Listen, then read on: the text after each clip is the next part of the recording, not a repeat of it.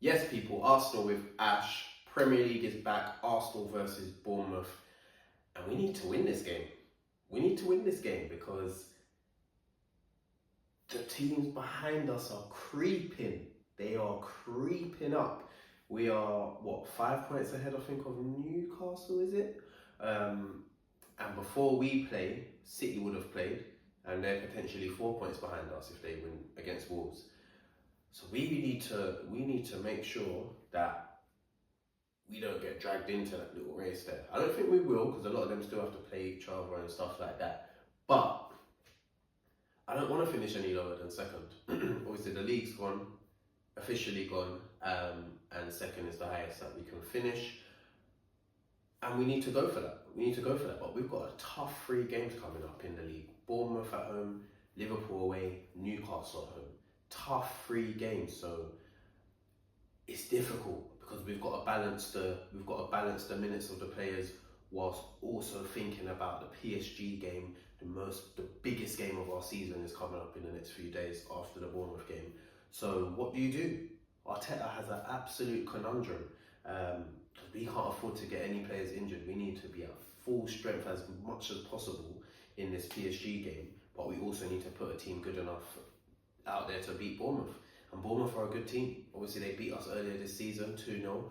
Obviously, Saliba got sent off, so that obviously contributed to that defeat and the performance in the end. But they're a good team. They've beaten a lot of the big teams this season. They've produced some really good performances. In recent weeks, they've kind of tailored off, where they looked to be fighting for like the kind of top 5 ties, top 6 positions, but they've kind of tailored off of that now, and kind of sit mid-table with the likes of Fulham, Brentford, Crystal Palace, those sort of teams. So yeah, we've got to work out because their coach, I rate him highly, Iraola.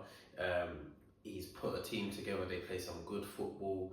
They've got some talented players who are most likely going to be, a lot of them, leaving this summer. Kirkes at left back, baller. Hoyson at centre back, baller. Loads of clubs want him. Semenyo in the front 3. Even Evan Nilsson, who they brought in last summer, had a good season. So yeah, they've got some serious ballers, and we're gonna have to be at our best to get all 3 points. And if I'm honest with you, I'm not too confident. I'm not, because we haven't been playing great in the Premier League. We're gonna play a rotated side. The players are gonna have their eyes on the PSG game. Like, let's be realistic here.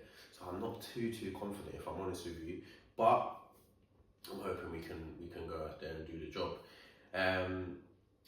So yeah, my predicted lineup, it's obviously gonna be David Raya in goal. Yeah, let's just call a spade. He's gonna play for the rest of the season. As long as he don't get injured or suspended, he's gonna be playing. So yeah, David Raya in goal. At right back, I'm going with Ben White. Obviously, he's back in the squad. He seems to be fit again. He came on in the latter stages of the PSG game.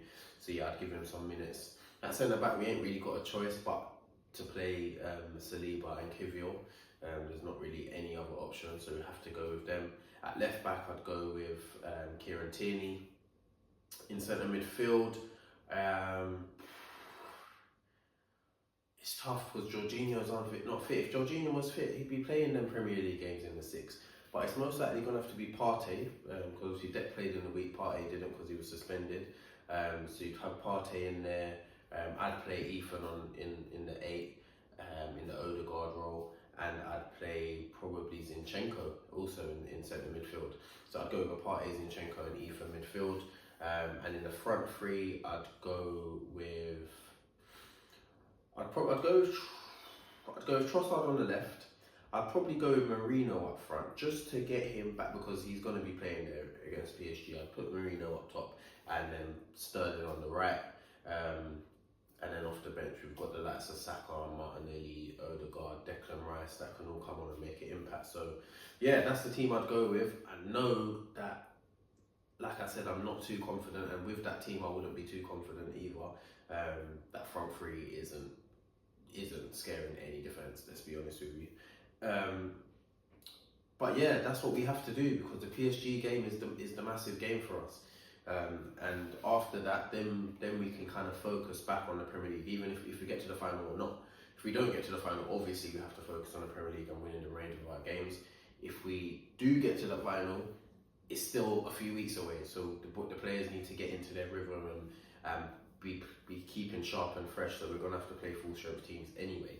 So yeah, this is the last game I think where we're gonna see some heavy rotation, and then from now on, then we'll start seeing stronger teams. So yeah, I'm gonna be honest with you, I'm gonna predict a 1-1.